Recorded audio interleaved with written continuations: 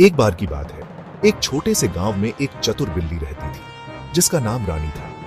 रानी बहुत तेज और चालाक थी, लेकिन गांव के चूहे उससे बहुत परेशान रहते थे।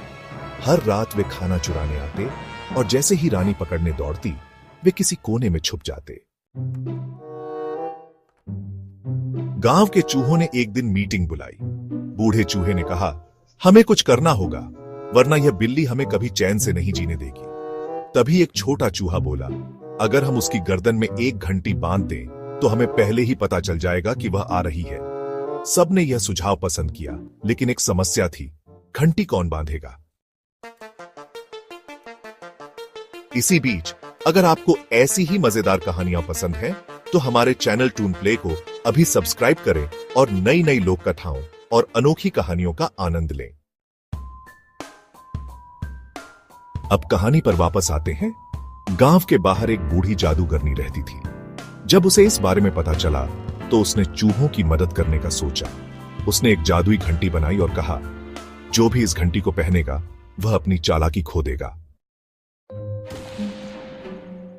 चूहों ने बड़ी चालाकी से रानी की गर्दन में घंटी बांध दी।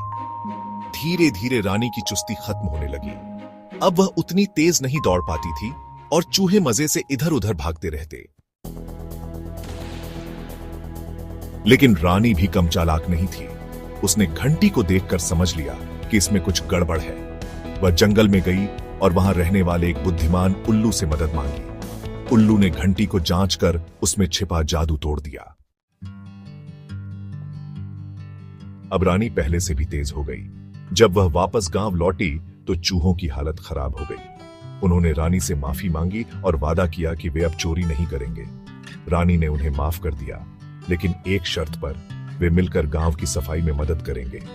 चूहे मान गए और इसके बाद रानी और चूहे गांव में अच्छे दोस्त बनकर रहने लगे। सीख, चालाकी से बड़ी कोई ताकत नहीं होती, लेकिन अच्छाई से सबका भला होता है।